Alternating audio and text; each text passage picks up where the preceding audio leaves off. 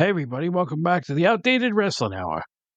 Our guest this time is Joey Harris. He's the host of a podcast called The Cup of Joe Wrestling Show. I like a nice cup of Joe. I drink nothing but instant coffee. Just like it. It's quick to make. You just boil the water, pour it in. I like Sanka.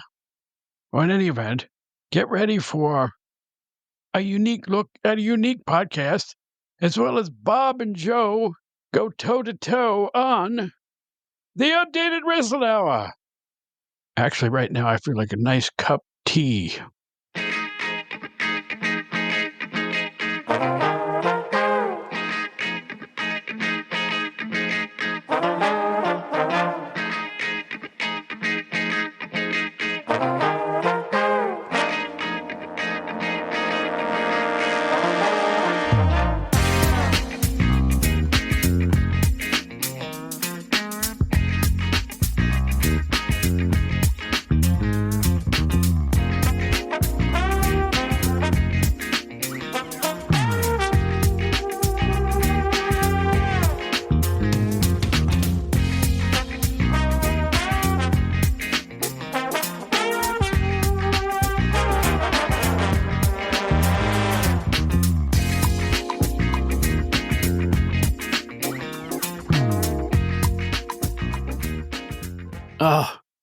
Hi, this is Bob Smith, trying to avoid a old man leg cramp right now. Oh, where did this come from? I'll bet you kids don't get these things. Oh, anyway, this is the Outdated Wrestling Hour. My leg feels like somebody's cutting it. So while I look for my liniment, I want to introduce the co-host of the Outdated Wrestling Hour. It's the one and only Joe Puccio. Joe, I hope you feel better than I do. I think that's that goes without saying, Bob. I do. I feel, or at least better than you right now. What's that crack supposed to mean? Are you insinuating that I'm always in some sort of physical pain? Not at all. Not at all. But you're wrong. I am always in some kind of physical pain. See that I got a big Band-Aid on my hand here. I'm showing him some of the cut I got today, and I have various wounds from my day job because I'm just that way. You know, I'm actually the same way. I for whatever reason, I tend to have mystery like bruises on my body at different times, and my wife will say, you know, we'll just be sitting watching TV, and she'll look over and she'll see like a big, I don't know, like a big scratch on my arm or a big bruise on my arm. And she's like, where'd you get that? And I'm just like, I literally don't know. I said, I don't know. I just wake up with these bruises. It's really weird. I'm like, maybe we have like some kind of ghost or something or something weird going on at night. I'm kind of with you there. I don't know. I just don't know where I get this stuff. Well, I'm doing pretty good for an old fart, but I will say this. Lately, I've been besieged by leg cramps, particularly in the evening when I come home. And I'm like, I'll just be like laying out or going, and it just hits you. And there's no logical reason for it. Feel it from your hip to your toes, and you can't move it. When you try to move it even slightly, it feels worse. But there is a pill called Highland's leg cramps that actually works. Like I don't want to sound like a commercial for a health food store, but I take a couple of these things, it dissolves under your tongue, and whatever the active ingredient is, it seems to quell it quite nicely. Problem is, I'm always running out of the pills because I forget to buy them because I'm 106 years old. You know how that works. Yeah, no, you don't. You young punk. Jesus. I'm getting there. I am getting there. I have the aches and pains are starting for me as well. I wake up sometimes in the morning and my neck I'm just ready to die from neck pain. I'm thinking maybe it has something to do with the dog that she's sleeping in the bed, and I'm kind of like maneuvering my body around to sort of like suit her needs. You know, she wants to move and I'm kind of like moving and, you know, you're falling asleep and, you know, your neck is in a weird position, but I hear you. I know what you're saying. But here's another new thing that is creeping up on me. If I drive, I like my drive to work takes about an hour, right? So I get out, and the first few steps, I'm Walter Brennan. Yeah, I can't move. It's like my legs are all cramping and nasty and gnarly feeling. But then once I stretch a little bit, I'm fine. But it's only when I first get out of the car now. It's a whole new thing. What is happening? I'll tell you what's happening. I'm older than dirt. That's what's happening. You know, it's all it is. It's aging, my friends. Well, but I am above the ground, and I'm thankful for that. So I'm whining when other people have much worse problems. Let's get on to the meat of our show. We're going to talk. Our guest on our second segment will be Joey Harris of a really unique short podcast called The Cup of Joe Wrestling Show, where he looks at wrestling history in just a few minutes. It's easily digestible. It's short. It's succinct. But now I got Joe in the studio with me, and I want to talk to him about, well, the current state of wrestling podcasting. I think wrestling podcasts are one of the really good things that's going on in wrestling today. There's so many to choose from, so many good ones. Do you listen to others other than this thing? And how often do you get the chance to listen to wrestling podcasts? You're right. I mean, there's so many. I mean, it's almost ridiculous how many there are to choose from. You really have to pick and choose these days because there's like 5 million just wrestling podcasts alone, not to mention everything else. I was told by somebody in the industry there's at least 900 in North America. 900. 900. It's amazing. It really is. I try to, I can't say I listen to Cornette's every week. He has so much content there, and they're kind of long. I'll certainly put him on. I know that's sort of the cliche. Everybody listens to Jim's podcast, but he really has a good one. You know, it was another good one that it's not currently running, but it runs concurrently with the episodes when they air on TV. Did you ever listen to the Dark Side of the Ring podcast? Yeah, so the Dark Side of the Ring, the show when it comes on when they have the seasons, I guess after the episode they will do a podcast where they deal with that topic. The last ones they had for last season, they had a lot of good episodes. Jake the Snake, David Schultz, Scott Hall, Jerry McDevitt, the WWF lawyer, and it's really cool because they do like a deep dive into the episodes, things that they didn't cover. So I really enjoyed that. But then they stopped it. So I think the new season is coming up in a couple of months. Yeah, I saw some highlights from it. Dave Brzezinski's talking about they're doing one on the Sheik. So I think probably next month. The new season comes out. I really hope they do. Other than that, there's another good one. There's an 80s wrestling podcast, Thursdays. What's it called? 80s Wrestling, the podcast. Get out of here. That's the name of it? They cover everything 80s. And it's good to listen to while I'm working, Well, I will admit I'm a huge Cornette, Brian Last junkie. And to me, their podcast is like an oversized pizza. Like you order the pizza and it shows up at the door and it's more than the two of you can eat. So you put the rest in the fridge for later. That's what I have to do with the Cornette. Because when he's doing a 3-hour, 44-minute, I just can't budget that much time for anything.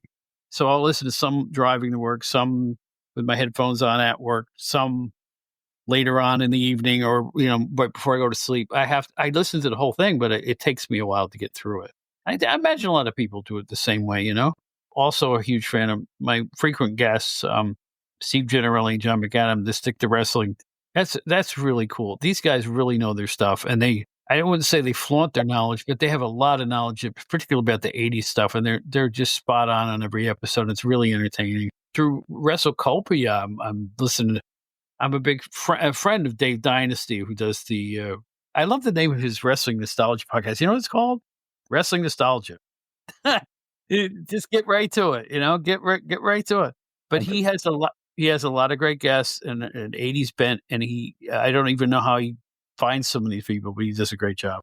Ray Russell does the Wrestling Memory Grenade, which is a lot of fun. I just discovered the Other Ship podcast with a rotating staff of co-hosts, and that one is really wacky, and it's really cool. And he's got the Puro Wrestling Academy on there. That's absolutely fascinating. The host knows everything about Japanese. You'll never hear this anywhere. I've never heard a straight Japanese podcast before. So it's a whole world of wrestling podcasts out there. And if you can't find something to like, you're not trying hard enough because there's so many to choose from.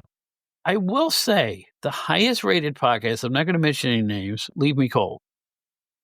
We're talking the finance ones from the networks and things like that. It's just kind of like a rehash of what you'd see on wrestling anyway. To me, they're not breaking any news.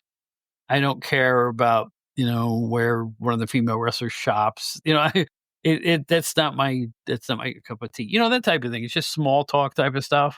I'm not into that. I'm weird that way. I would rather hear more about wrestling psychology, great matches and great moments than discovering that, LA Knight likes his steak rare as opposed to well done. I mean, it's like, does that make any sense? I don't care about that kind of thing. I'm just into the wrestling. Me, I'm boring as I just this. I just like the meat and potatoes of, well, I actually like meat and potatoes too. It's my favorite thing. You like meat and potatoes? Is my favorite meal. Gonna have to go with pasta. You, of course, Italians make the best pasta in the world. So, all right, what's your favorite noodle? Uh, I know what uh mine is. I'm a rigatoni. rigatoni's good. Penne, I like. You know, I can spaghetti's good. You know, I don't discriminate. Yeah, yeah. Yeah. I'm a seafood lover. If I see it, I eat it. Right. Boom, boom. Yeah, You know who I heard that joke say that joke for the first time? Pat Patterson on wrestling in the '80s when he was the color guy. He said, "When I see food, I eat it." Vince. that's pretty funny. Craig Peters used to refer to Pat Patterson as Pats Patterson because he's always putting unnecessary S's on things. It's the greatest matches, Vince. He just had a Canadian accent. Or he took it away. He Remember, added it. Yeah, that's why he called him Pats Patterson. yeah, but like when he would say, "Oh, that the crowd is going banana," so he also like sort of he would tend to make things singular as well when they're supposed to be. Yeah. Plural. So he was all over the place.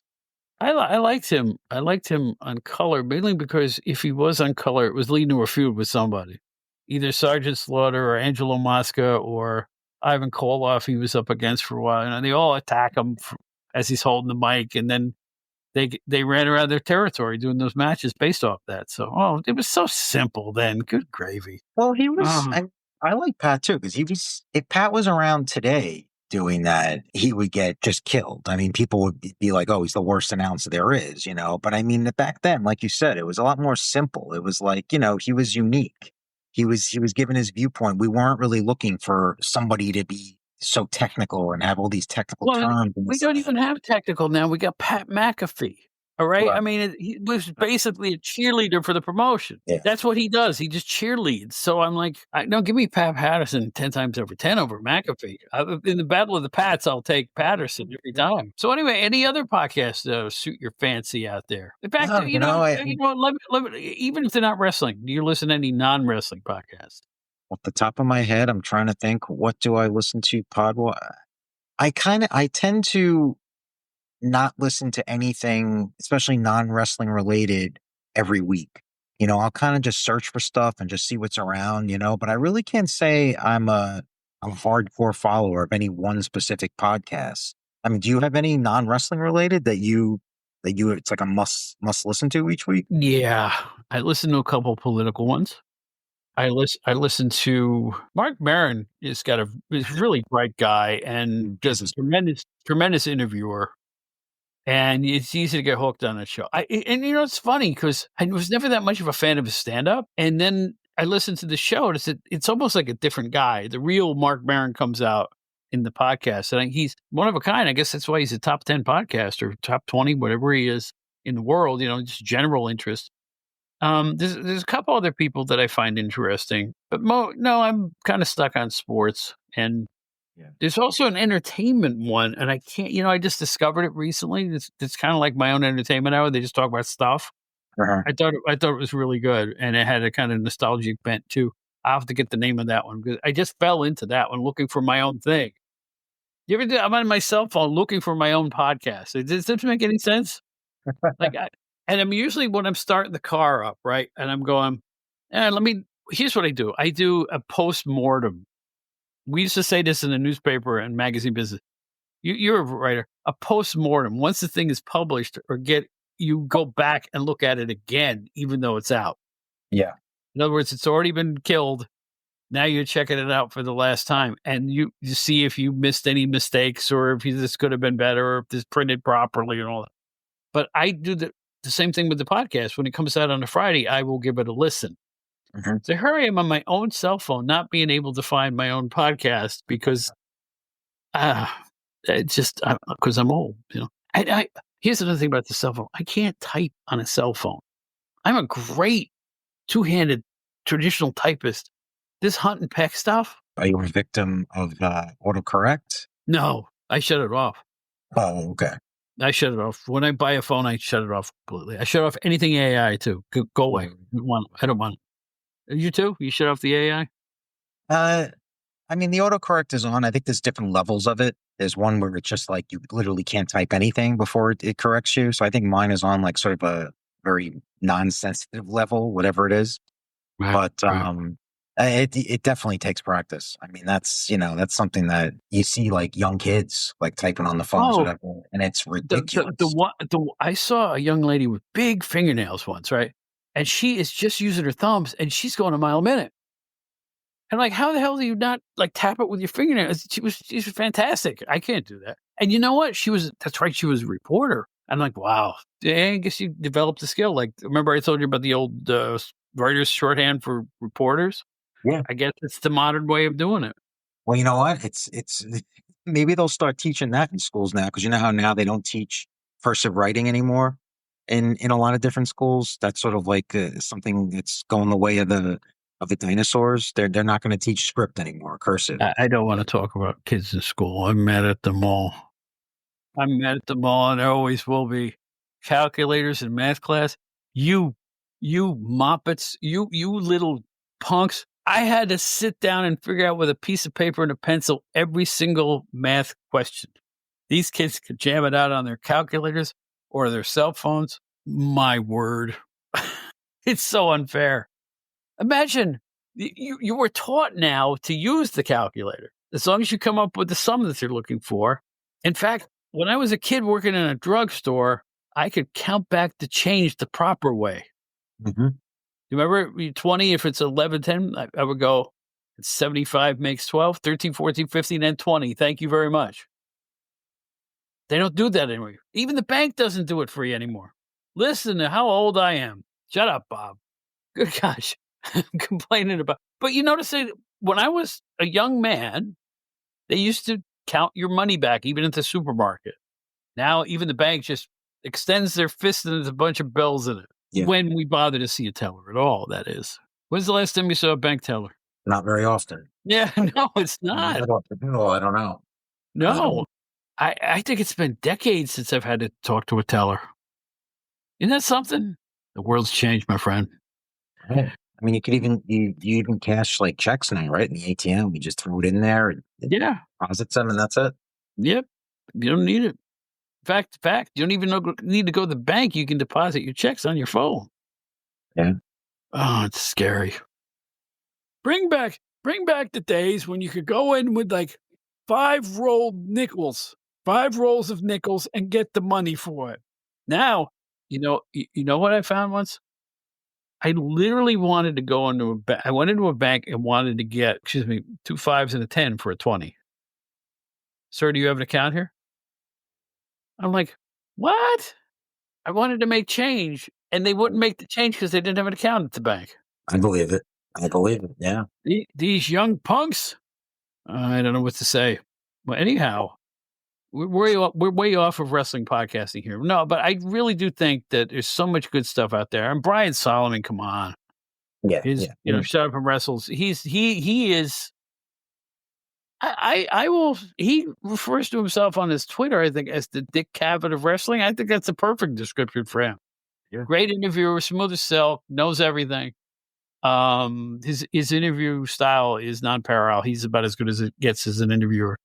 That's probably why he writes such excellent books too, because he really gets to the heart of the matter with his guests, and that's a skill. It really is. For sure. For sure. I mean, yeah, all the ones you mentioned are good. I mean, like I said, I try to listen to them when I can. It's just I can't commit with a lot of these every week. It just eats up all your time. Yeah, That's why I really like that 15-minute podcast. These really the short idea of things. it. That's Yeah, really interesting. I it mean, is interesting, and he's really a historian, and he's got great cadence, great voice. I think more people should hear Cup of Joe Wrestling Show. And we're going to talk to Joey Harris in a while. It's another labor of love, and one of those shows that kind of just happened organically. You'll hear all about it in a little while because I talked to him before we taped this segment. So, have you watched anything recently in the wrestling world? I have been watching Raw and SmackDown. The last pay per view was pretty good. I thought I'm pretty much a fan of WWE. It's not perfect. Oh, the Ricky Stark signing I thought was great. We talked about that before. They changed his name. Did you see that? Ricky Saints. Ricky Saints. I wonder why. Well, I thought they would let him keep it. Obviously, they weren't going to when they wouldn't mention his name on that first show. But anyway, I think he did an interview the next day.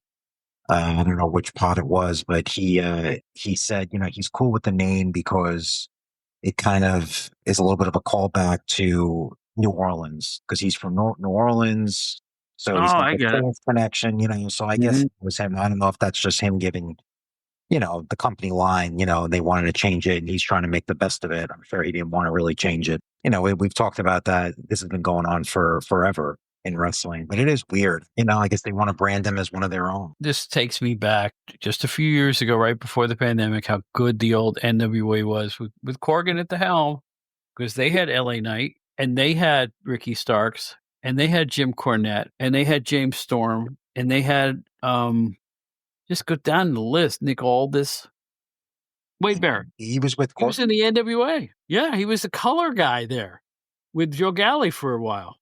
Oh, you know, I don't even He remember. he replaced Jim Cornette. Okay. Yeah, so there's another one that just spread his wings and flew to glory. So much talent that was there, and you look at it now, and it's just a shell. I have never been so happy discovering Corgan's NWA, and I wouldn't even touch it now. I think it's just they've lost their way. I understand why they lose talent at times, you know, like a pandemic and stuff like that. But by the same token, it's the stuff they're coming up with now is just absurdly bad. So Yeah. I don't know what to say. I haven't watched it and I can't remember how long. I was watching it every weekday for a little while. And Me too. I was looking forward to it. yeah, and I haven't watched it. And you don't want to know something ironically, I would say about a week ago, I was scrolling through, I guess it was whatever it was, X or Instagram or something. And and I see it's like, oh, NWA wrestling coming to Long Island. I had no idea. I'm like, wait, this is Corgan's NWA. And I looked at it and it showed Yeah. me what it is.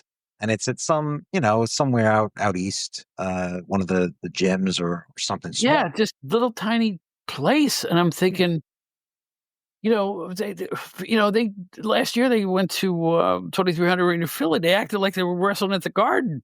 Yeah. That place holds 1,200 people. So it's like, you know, it's just sad. It's and the fact that when Corgan bought the NWA, it looked like they were really adherent to the history of the NWA and trying to get the flavor of the old 605 show and all that other stuff. Now I can't even define what it is now.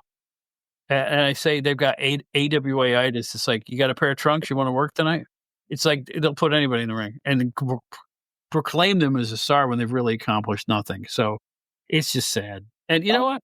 I was rooting for them. I really liked it. I really wanted it to be a viable number 3, but that ain't happening. The thing about Corgan too is you have to wonder how long can they keep it going? Because I know he's on interviews. He said that you know he's in it for the long haul, and this is a labor of love, and he loves what he's doing, and he's not very good with criticism. Uh, but you wonder. I mean, the guy's got to be losing money uh, on this deal. So it's like, what is at some point you wonder if he's going to just basically cut it loose and move on and do other things. But I don't know. I mean, he's also I've read interviews with him where he's just like I said, he's just not really great with criticism. Cyrus, is that his name? Yes, that's Yeah, right. yeah. That's right. You know, everybody was saying there was just a lot of criticism saying that you know why would you go with him as your company guy, you know, holding the belt to represent the company. This is what people want. You know, they want to see the old school heels, the big brute heels, and I'm thinking like, okay, but I don't know if Tyrus really fits that mold But perfectly. you know what? I don't think it was him. He wasn't good in the ring at that point. No, When he yeah, had the belt, he wasn't good in the ring. He just but there was no category he excelled at that point. I think there maybe was a political motivation because he did commentary for Fox News or something like that, and he kind of made a political football. Corgan is the one that made a political football out of it. mhm. So no, that's a pretty weak excuse. EC3 was the champion recently, and then I think Tom Latimer beat him for that belt. But you know what? It's so watered down now. I can't cotton to, and I really wanted to. That's the heartbreak in all this. I look forward to that show every week. Now to see it, you have to go on X. It's not even on any type of television. It's on X. I don't know what to say.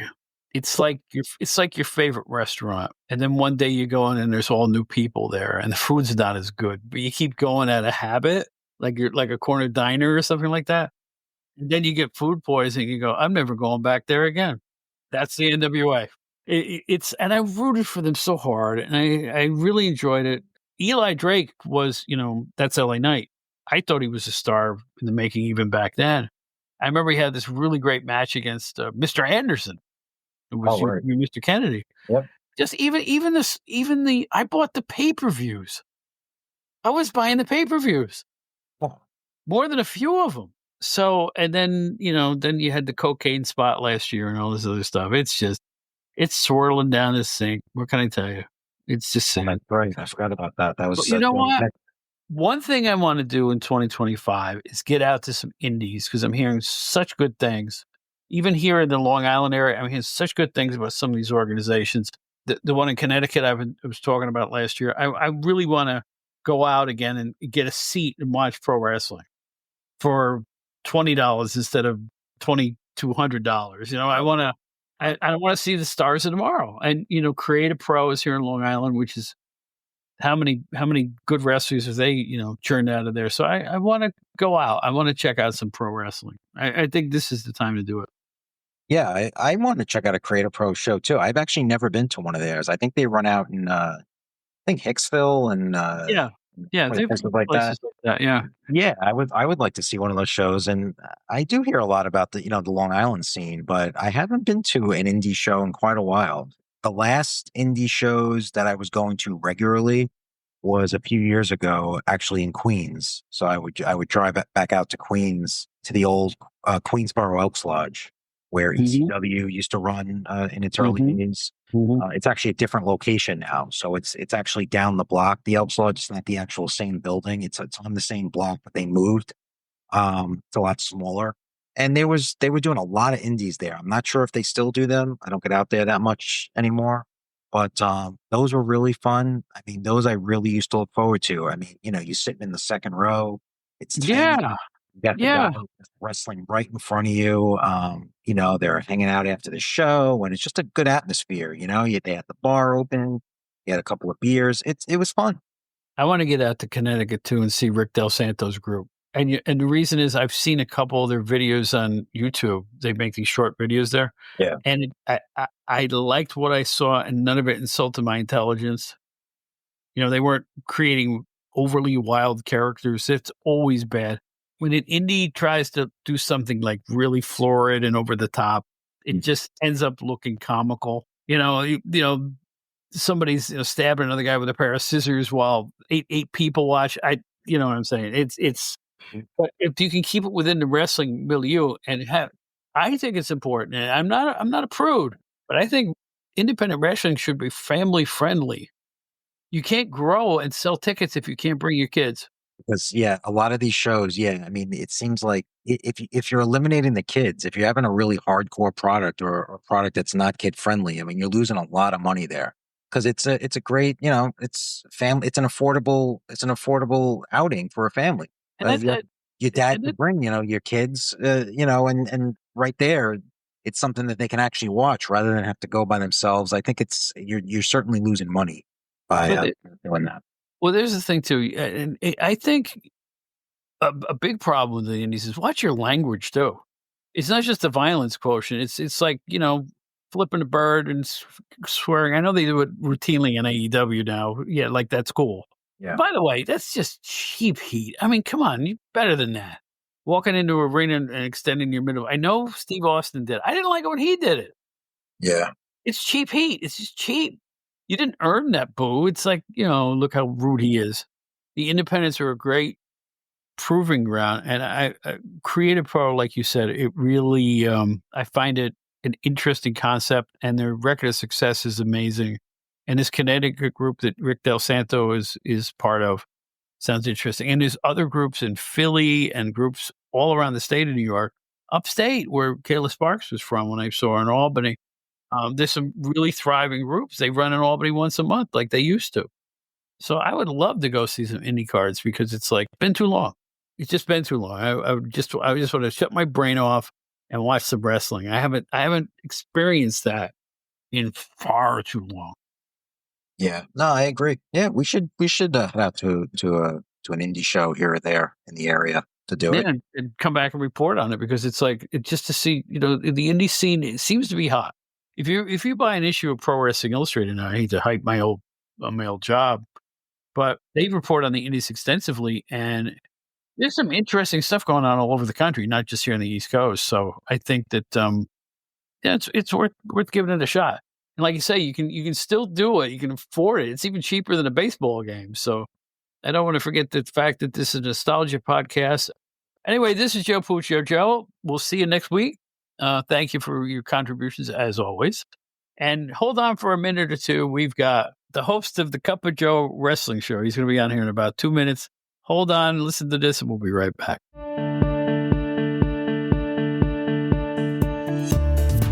Well, I reckon it's time to do a little bit of an update for the WrestleCopia Podcast Network. Let's see what shows you can enjoy several times every week. They've got a veritable cornucopia of wrestling podcasts, so let's dig into it. Pretty much the flagship of WrestleCopia is the Wrestling Memory Grenade. Join host Ray Russell as he analyzes and discusses years of wrestling history from your favorite promotions. From Hulkamania to Mulkymania, from the Midnight Express to the Lex Express, they've got it all.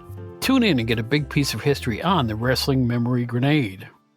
If you like nostalgia, this one's for you. The Wrestling Stoop with Bob Roop. What a legend Bob Roop is, and he welcomes you to the Wrestling Stoop as he shares stories, historical moments, and all kinds of memories from his 20-plus year career as a wrestler and booker.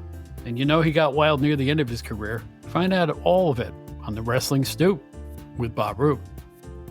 One of the most unique wrestling podcasts anywhere is DG's Puro Wrestling Academy.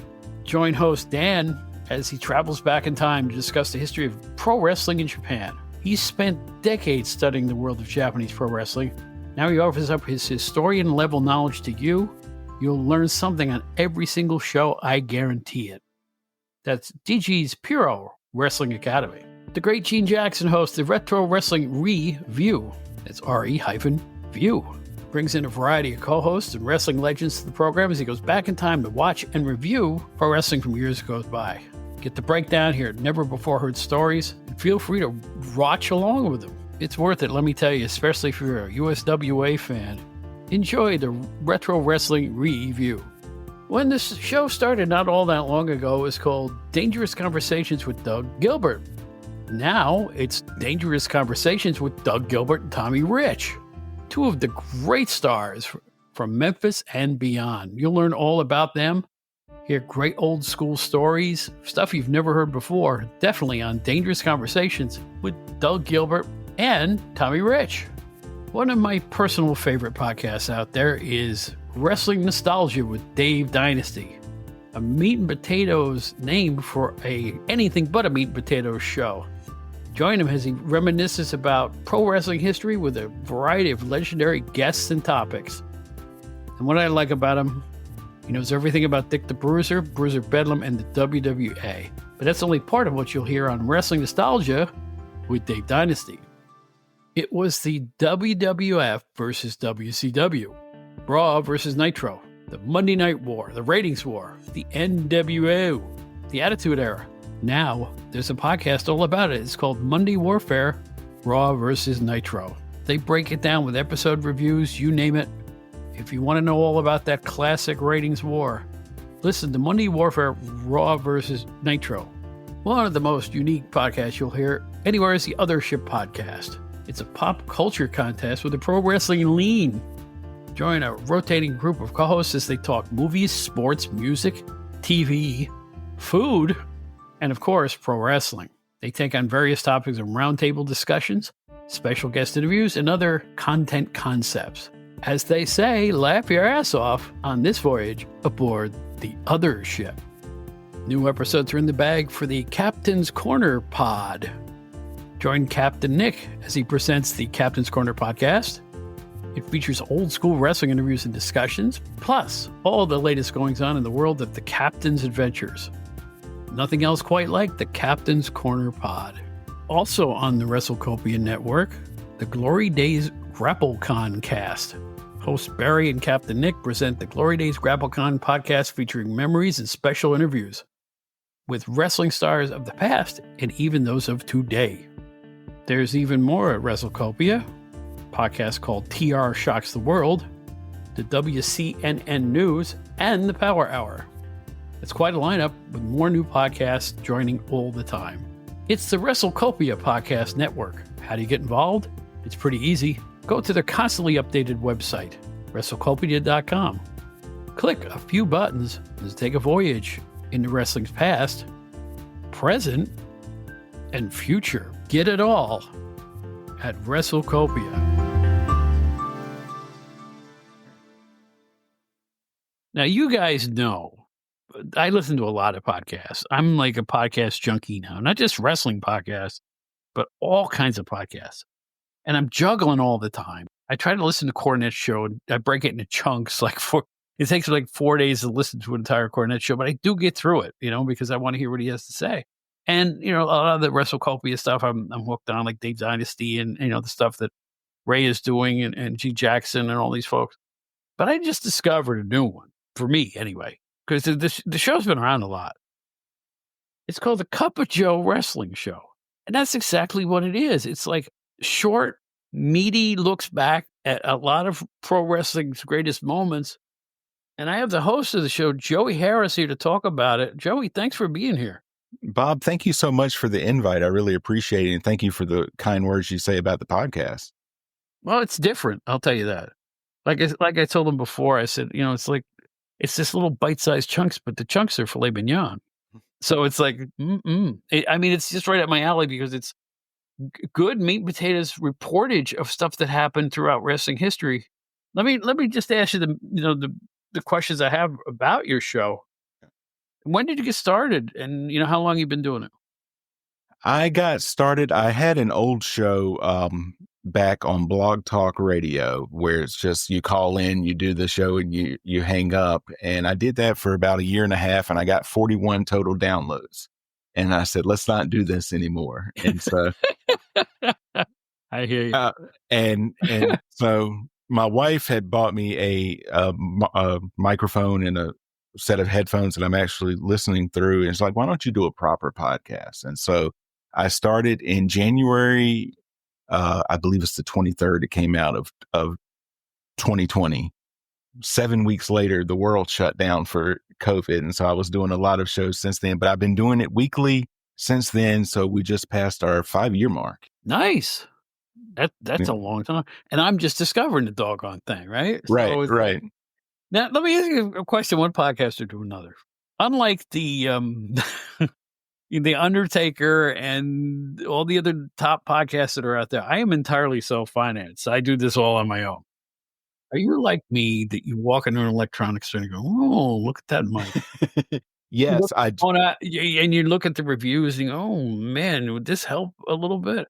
Or do you see like a big mixing console and go, I wonder if I should get like the Rodecaster and use this to mix and I could take phone calls with this and oh my gosh, will this cable be better than that cable? We have a chain here called Micro Center. They owe me the key to the city because I am always in there. If I'm not browsing, I'm buying. And I've tried everything just to try to get the best sound I could. How about you? Are you a junkie for that like I am? Because I definitely am. I am, and it's one of those things we were talking, you actually just did my show. We just recorded that and you talked about, I can't go back and listen to my first show now. I'm the same way, but you learn as you go. I just replaced my microphone last month after 5 years. I'm like, let's the old one it's done its job and all of that. But I'm the same way. I have a long list on my Amazon wish list that I'm like, maybe I'll have someone leave me a vast fortune and I can set up a proper studio and all of that. Cause I eventually want to make this my full-time job, but it's not happening yet, but it is a self-financed thing. And like you, I spend time editing and all of that just to make sure that it sounds at least passable, because I'm doing this in addition to a full-time job and other things. Oh, I am manic about sound quality. And here's the thing, and I'm not going to mention any shows, I have tried to listen to some wrestling podcasts that just sound so lousy, I can't listen to them. Mhm. I mean, they sound like they're shouting at each other from different rooms. It's just I need to hear it. I tell myself I can't sound like Mark Maron or Joe Rogan, but at least I can try, you know? Right.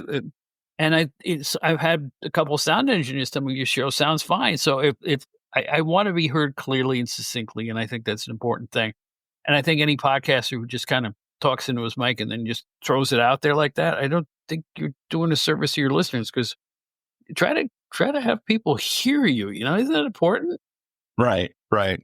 I was recording an episode. I actually have two podcasts. I have the Cup of Joe Wrestling Show and the Joey Harris Show. I was recording an episode of the Joey Harris Show yesterday, and there was something afterwards. I was telling my guests, I'm like, I think I might cut that out. It's something probably shouldn't be there and all of that. But not every you listen to podcasts, not everyone feels that way. They're leaving long chunks of silence in, or their audio levels are not great, and all of that. But this is where things are headed. You talked about Mark Maron and Joe Rogan. Both of them have interviewed presidents on their show. Mm-hmm. Right. Yeah. Yeah, it's true. I'll never have that opportunity.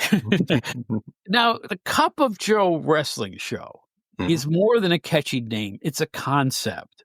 And Yes. you were telling me about that. Tell me about the concept, how you came up with the Cup of Joe show. We talked about when you were on my show, listening to the different things we listen to, and we both listen to Jim Cornette and Brian Last, and sometimes they can go 3 to 4 hours, which I love. And you talk about breaking it up into 45 minutes here, 45 minutes there, or people do. We're going to take a deep dive into WrestleMania 7. I call mine a shallow dive into WrestleMania 7. I would call it the podcast for the wrestling fan on the go. So if you've got a half-hour commute, you can start it when you leave for work, and you'll be done before you get to work.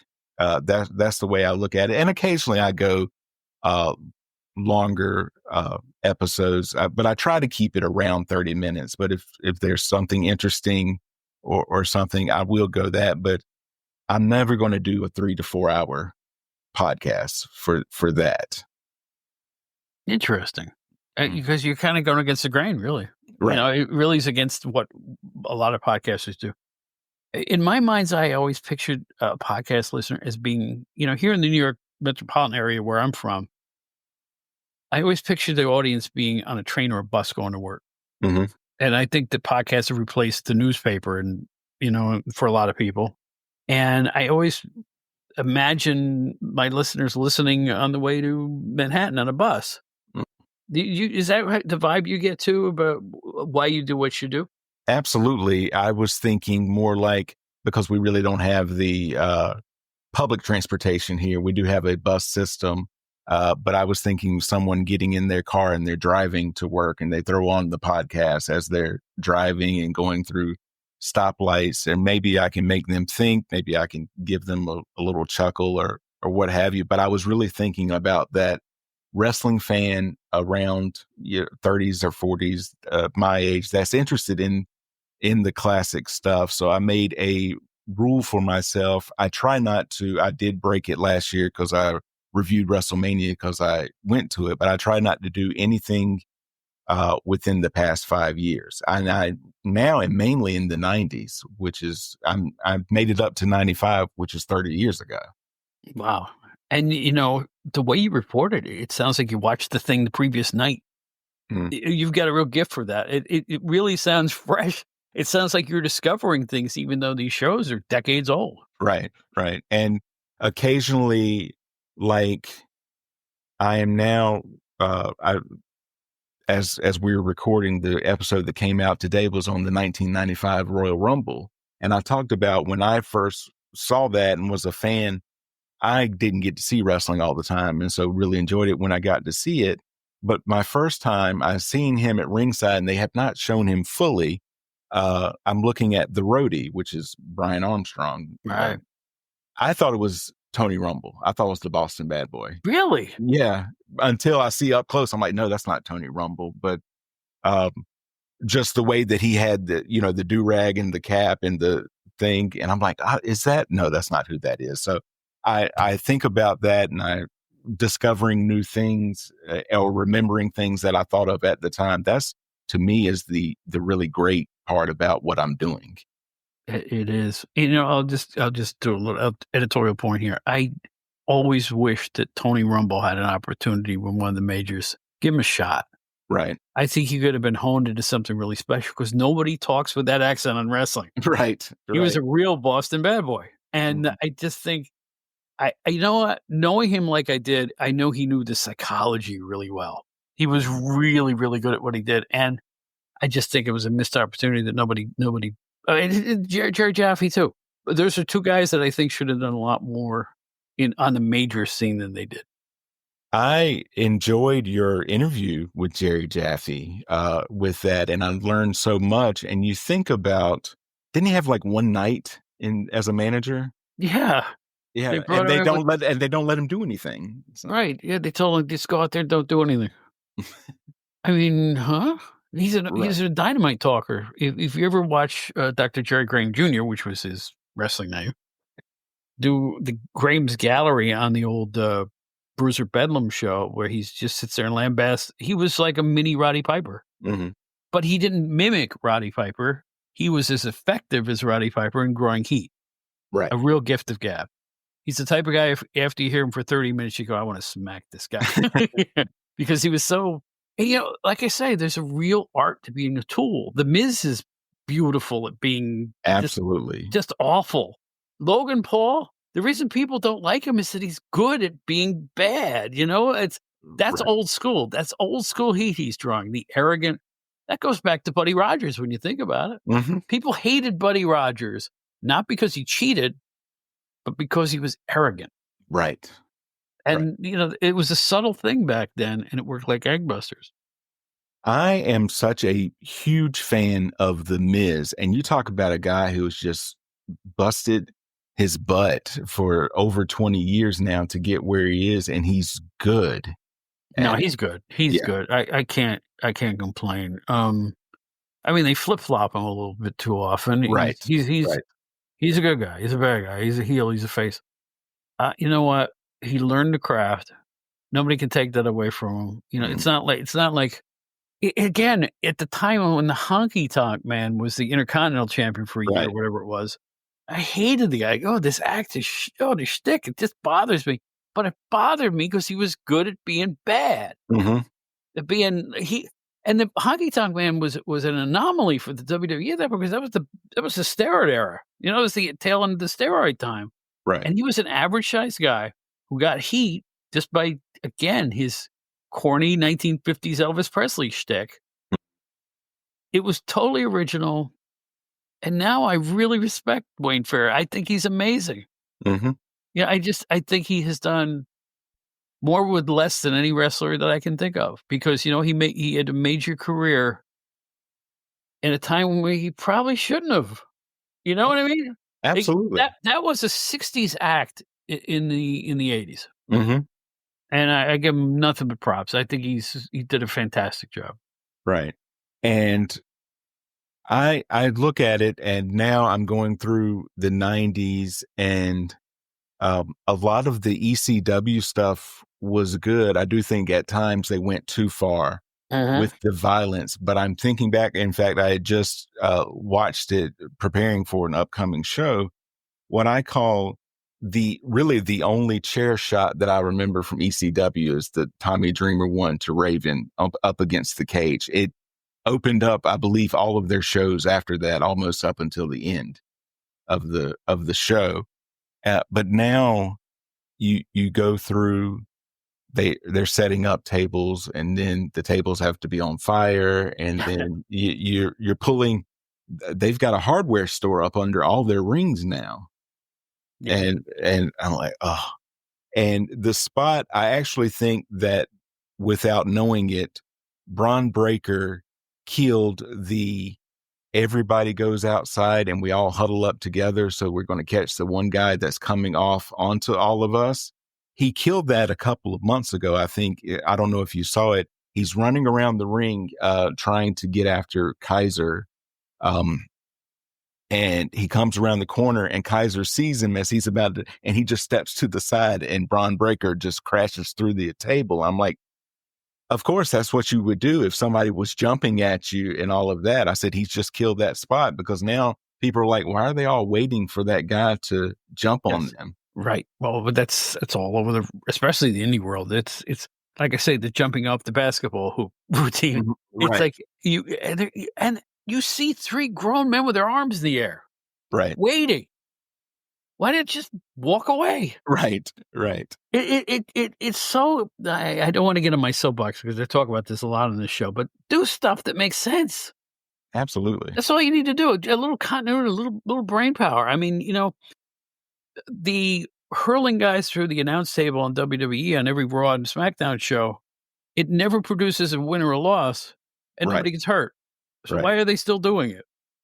And they go through, I'm going to clear off everything first before if you're going to slam the guy, don't take the time, just slam him down. But of course, they've got to do all that so that the table can collapse and they can set it back up later. Mm-hmm. Yeah, you see, they don't want you thinking like that, Joe. Right. Right. When you think about pro wrestling, I hate to say this, I mean, an Irish whip. Yeah. It's pretty dumb too. Right. Why don't you just stop? Mm-hmm. I hate to say it. I mean, it's like, but no, I don't want to think that hard. I want to enjoy my wrestling, and I just want to watch it as it unfolds, the talents of these superb athletes and everything else. So what do you like? What's your sweet spot? Is there a federation, a time period? What makes you happy when you think about pro wrestling? I was thinking about this the other day. It is the start of a downtime, but for me, it was just it's that comfort, like almost like the equivalent of a intellectual comfort food.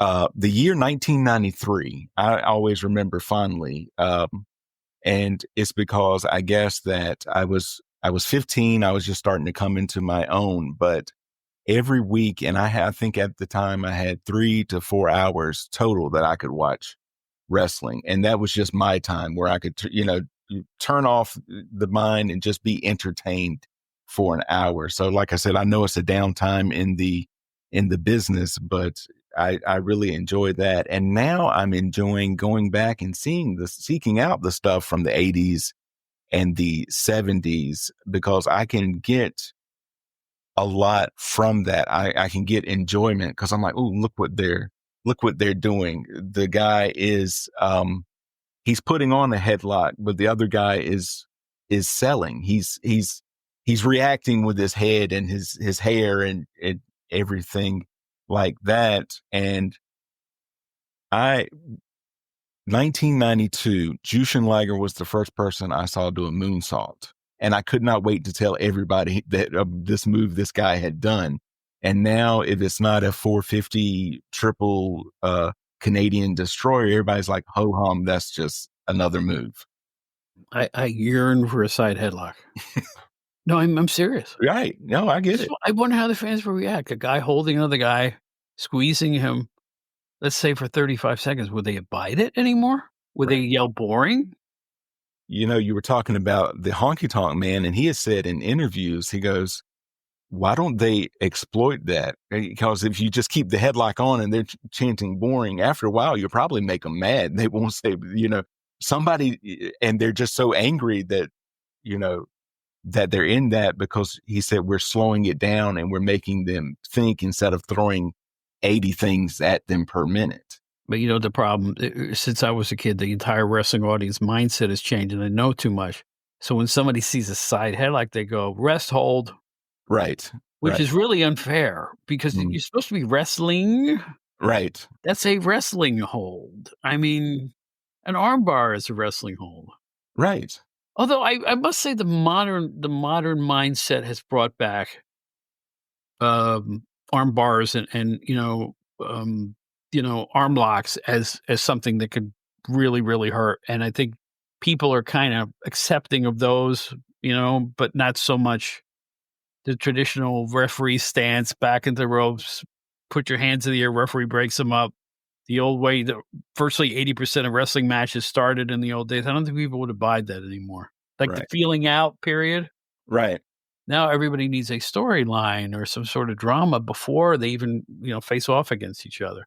I think that's a mistake. Well, it's almost overkill. Everything has to be some kind of a, collision between people. Why not just two good people going at it once in a while just to break the monotony of all that other stuff? I don't know. I like squash matches. I'm weird. Right. Right. No, absolutely. I think that you've got local workers everywhere. I think if you're bringing a guy in, like say Penta, when they brought Penta in, have him go against a local guy in a squash match for his first match to show what he can do instead of he started out against Chad Gable. Chad Gable's a phenomenal wrestler, but build up to that instead of doing it week one at Penta debuts. I agree with you. I mean, it's like, right. Why not give him a month or or at least 3 appearances within a 5 or 6 week time span to show people what the guy does, his Right. best maneuvers, his finisher, his pacing, everything, his personality. Mhm. But you're right. Both AEW and WWE are guilty of bringing in somebody new and assuming that the audience knows who they are. I Right. got news. They Joe don't. Lunchbucket doesn't know who they are. They Right. don't know who they are.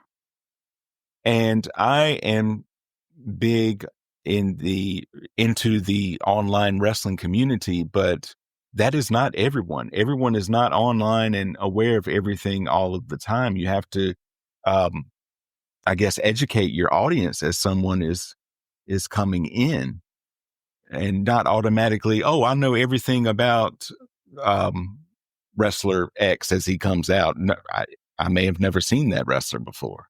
Mm-hmm. Well, yeah, it's kind of like I say, I'm always nostalgic about the old days when, oh boy, let me pick somebody out of. Well, Roddy Piper came to the WWF, right? Right. Right. Now I knew him from seeing pictures of him in Los Angeles and in Portland, but now he came in as a manager, so that was brilliant in and of itself because you heard him talk, you heard what a wise guy he was. They gave him the interview segment and stuff like that. Right. And then when he started working, oh my gosh, he's such a loathsome guy, low blows and pokes to the eyes and all this other stuff. So it was a gradual build. So by the time he was championship contender bound, you knew everything about him and you wanted to buy a ticket to see him get beat. And it was a slow process. It wasn't instant. I just think that they're a little bit impatient in building stars when I think they should be patient in building stars. Right. And I did the I guess typical thing where I tried to book my own federation. I made up names very heavily based on real life wrestlers, and I was doing, not knowing at the time, I was trying to book. Now this is just stuff I'm writing down just for me, and I got burned out after a while, and nobody's seeing this for me. So I don't know Tony Khan at all, but I am understanding that that's what he does, is that he is the booker. And I'm like, get somebody else in there to help you, because if I'm burned out and no one's seeing my stuff, I know he's got to be burned out after having doing it for 5 years. But, this leads to something I've said on the show probably too often, but I'm going to say it one more time. Everybody says, get a booker. And everybody you think of is either dead or doesn't do it anymore. Like Right. the really good bookers that you Right. think of in the past, like a Bill Watts or a Jim Cornette or a Kevin Sullivan, or just go down the line. And I'm not putting Vince Russo in that category. Right. But you know what I'm saying? It's like, who? They're all gone. That's true. Unless you want to take a flyer. But I just think that you need somebody who has a deep understanding of wrestling psychology rather than a television writer coming up with, some of your angles. Right. And I think the WWE has been kind of successful doing what they're doing. Mhm. I don't like the constant outside interference in their matches. It's like almost virtually every match now, someone will be there that isn't supposed to be there, or at least even if they're just distracting someone. Mhm. I think it's too much. It happens too often. And I just think, there's gratification in a clean pinfall once in a while. A clean pinfall without any, well, they beat him. The problem is, I think the psychology of doing all the outside interference is it makes the person who lost by nefarious means continue to look strong. Mhm. But I don't think it works. I just think it would be just have everybody take their lumps once in a while. Right. The champions, right? Right. It's Right. not gonna kill their careers. People No. like the wrestlers they like. Right. I think, they earn that. A guy like Sheamus who's been in the ring for 20 years or whatever. Mhm. Whether he wins or loses, they're still gonna buy a ticket to come see him Right. because they know who he is. They know what Right. he does. I don't know. You feel similarly to that, or is it just me? Absolutely. I think that sometimes they can still fall into the trap. It's better than it was of trying to still do some sort of 50-50 booking. Um, but if you go with and say, I don't know, Braun Breaker, if you go with Braun Breaker, by the end of the year, Braun Breaker is going to be our guy, then whoever he's facing has to know that, hey, your job is to make this guy look good. And if he's facing Sheamus, Sheamus has been there for 20 years, like you said. It's not going to hurt him at all. You could say, oh, he was going for the brogue kick earlier in the match, but Breaker ducked it at the last moment before Breaker comes back and wins. And so Sheamus, the fan would then say, oh, well, Sheamus, if he hadn't have just ducked it at the last second, Sheamus would have won. That doesn't hurt Sheamus at all, and you continue to build Braun Breaker. I give big props to Braun Strowman, and I'll tell you why. It has nothing to do with his wrestling. I wish he would stop doing this slow motion run around the ring. Yeah, the ring, yeah. Because it's too slow. Right. If you can't see him coming, you shouldn't have a driver's license. But Right. Anyway, no, I give him props for taking the beating from Jacob Fatu, for putting someone else over like that. I think that was great. Right. He really got crushed by him, and it's like that was talked about for a week. Oh, yeah, yeah. So that's rare that somebody will do that. Of course, he had his revenge. He eliminated Fatu at the Royal Rumble, but that's right. But you know what? That's what wrestling should be. It's a cooperative in that regard, and I think Braun Strowman gets his props for helping elevate Fatu, who was already on the rise at that point. Mm-hmm. Absolutely, and you remember that from that Saturday night's main event, him just keep getting hit over and over in the corner, and then the officials come out, and he's still doing it. He's all that, and you remember, and it builds up Jacob Fatu, and they had that moment in the Rumble with both he and Roman looking at each other, and then he and Braun Breaker looking at each other. I'm like, those are future WrestleMania main events. Mm-hmm. Absolutely. Yeah. So back to your podcast. How many? You told me how many episodes you did before, and I almost fell off my chair. Give me another episode count. How long you've been around now? I have just released episode 274 Wow. today. Plus, I have what I call annuals, which is kind of a bigger look at different things. And I've done 4 of those, so 278 total episodes as of today. Amazing. And you know what? Tell the people where they can find you. And you have another podcast. The floor is yours. Tell people where to find you and what your shows are all about and how to get involved.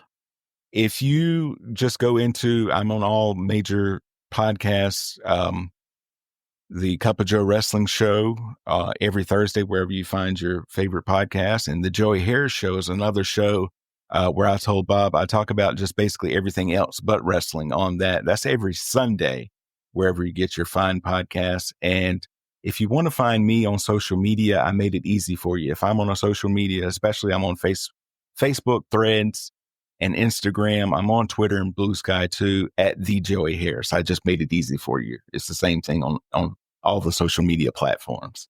Yeah, I got tired of trying to describe where to go. I just go to a browser, type my name and outdate it on it. It's going to come up. That basically works for me. So it's just make it easy as you can for people. They'll go there.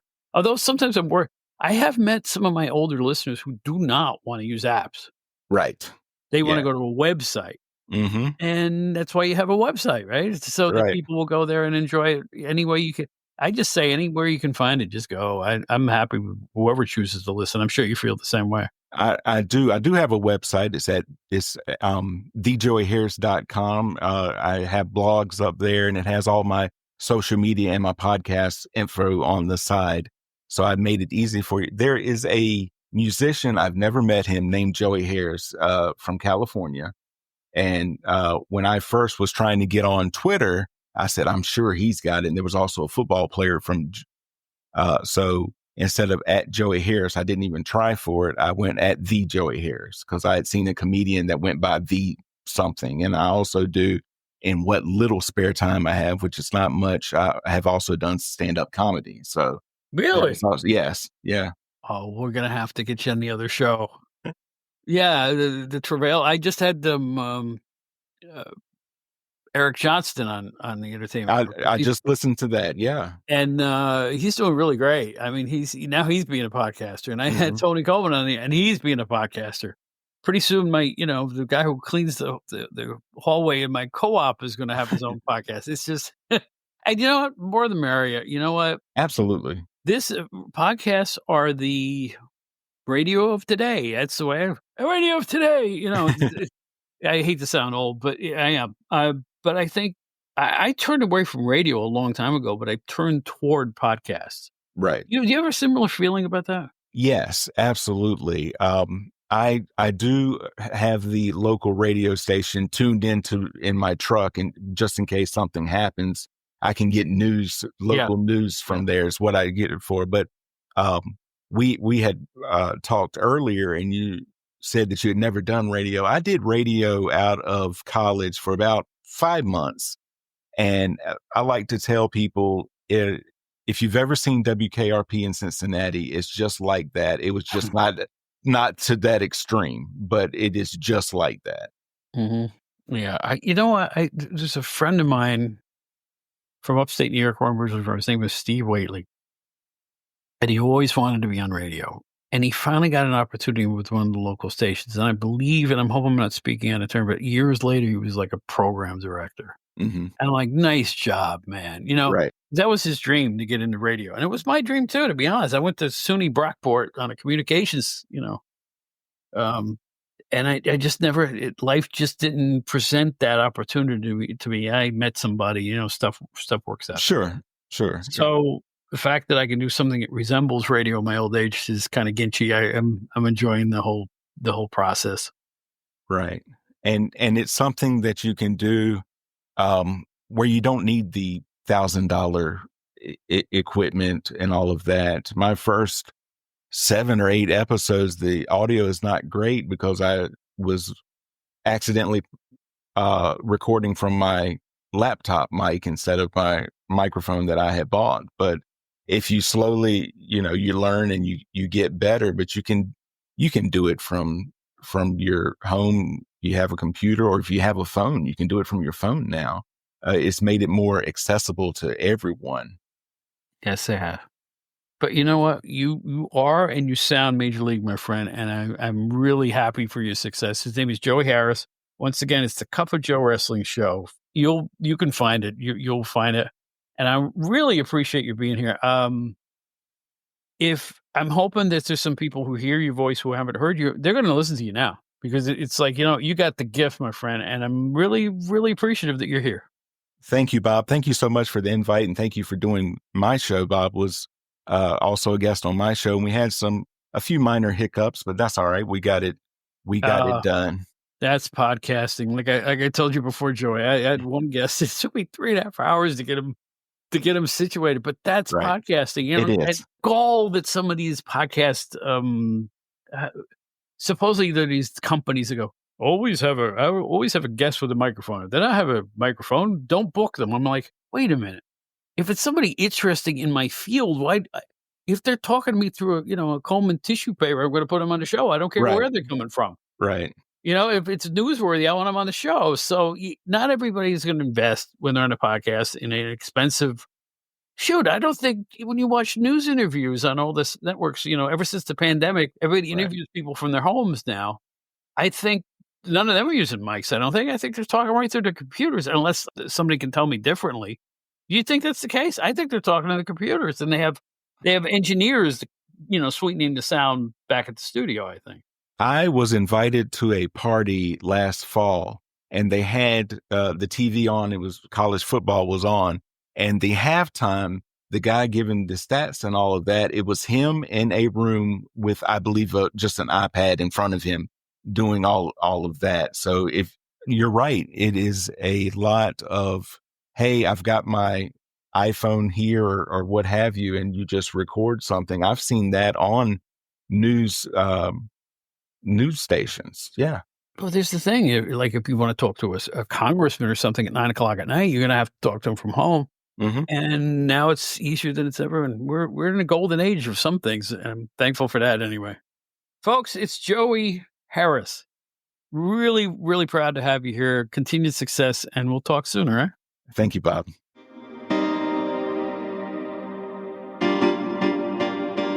Attention, Gen Xers. If you'd like to explore the era that appeals to you, look no further than GenerationXWire.com.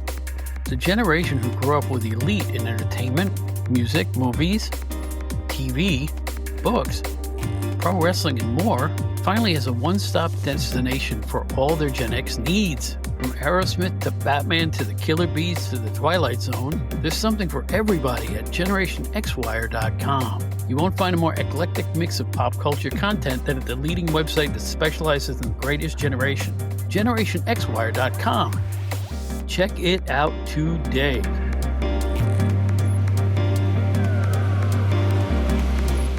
Well, that's our show once again. I hope you did enjoy it.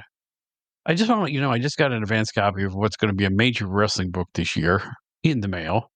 And I'm going to tell you all about it on an upcoming episode. All I know is I've glanced through it so far without like sitting down to read it. It's another incredible, meticulously researched piece of history that you're going to want to, by reading the book. It's absolutely fabulous. So I'm not going to let the cat out of the bag yet, but I will do it pretty soon. That's this week's edition for you. OutdatedWrestlingHour.buzzsprout.com. That's our website. All of our editions are right there. And you can hear our latest editions also on the network that we are associated with, WrestleCopia.com. Write to us at outdatedwrestling@gmail.com. Find me on Facebook. I'm the only Bob Smith singing with BB King. Outdated Bob is on Threads, Blue Sky, Instagram. That's it for now. It's been quite a show. Joey Harris has a very unique podcast. I never saw anything like it. And I think you might get a kick out of it. And it won't take up too much of your time, that's for sure. And there's a lot of meat in there. So congratulations to Joey. And thank all of you for listening to us here on the Outdated Wrestling Hour. I'm really looking forward to our next couple of shows. Steve Gennarelli is coming back. So make a note of that if you would. And Anthony Pyrus is coming back. And we've got a lot of really cool guests coming in.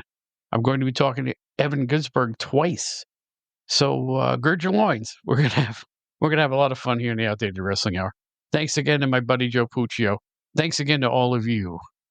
And until next time, in the words of Ringo Starr, who is now a country artist, not only does he say Yahoo, but he also says peace and love, brothers and sisters. Peace and love.